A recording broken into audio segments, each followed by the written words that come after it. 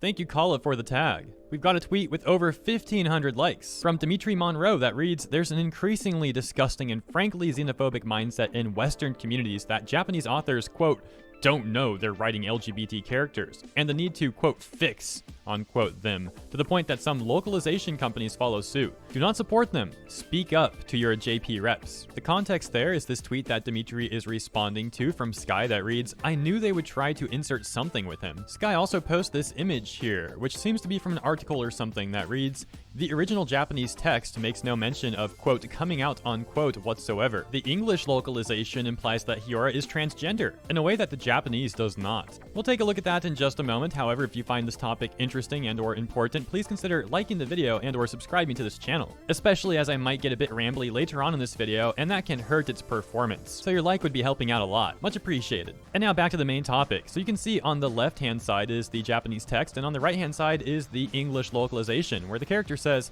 "And just like that, I decided to become a girl." Even further context can be found in the responses to this tweet that reads, "A review and comparison of the official English translation of the first volume of I Think I Turned My Childhood Friend Into a Girl." For example, the second top response here reads, "They 100% changed a femboy story to make it transgender. They don't have any shame."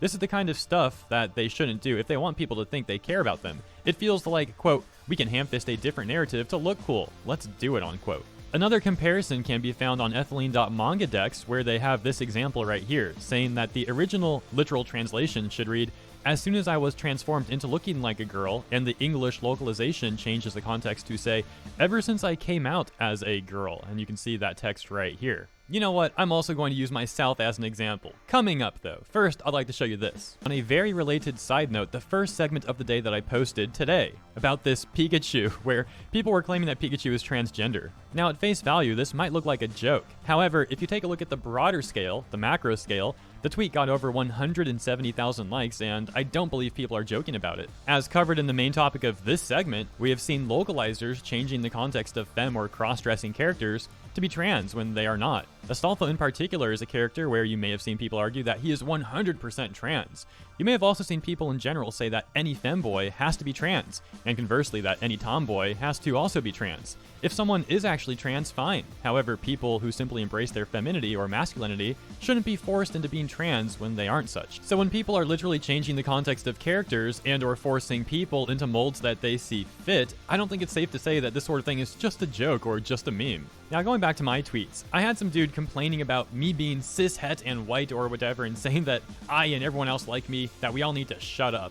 And so I thought that was rather funny, and I posted about that and followed it up by saying, "This cis-het man makes me filled with so much rage," reposting a picture that I posted a little while back where I was crying about the tips of my hair being faded, because there's nothing more cis-het than a dude looking like this crying about his hair being faded. So I was basically making a joke about myself too, a bit of self-depreciating humor. The reason I bring it up now though is because I've also had these Twitter police types claiming that I must be transgender and I'm in denial or something. And that sort of take reminds me of this whole discussion overall.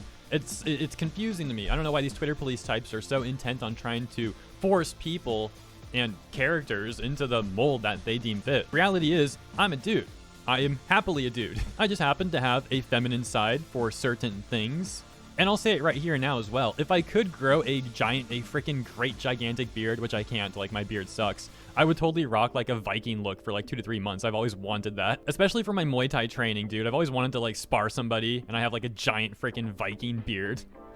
If only I could make that dream a reality. Anyways, yeah, just because someone is trans doesn't mean that someone else can't just be a femboy or a tomboy. One thing existing doesn't negate the other's existence. It's especially hypocritical because, as I mentioned in the Pikachu segment, those intolerant takes often come from the same people preaching tolerance. Furthermore, the same people enforcing such gender norms claim to fight against gender norms.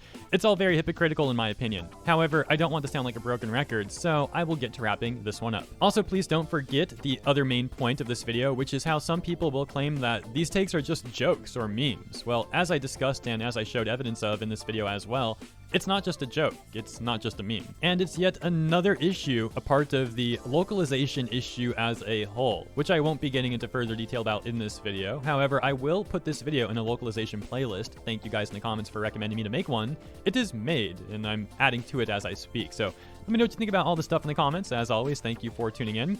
I did warn that this would be a bit of a rambly segment, so I hope you enjoyed regardless, though. Again, let me know what you think in the comments. I'll see you there, and in the next one tomorrow.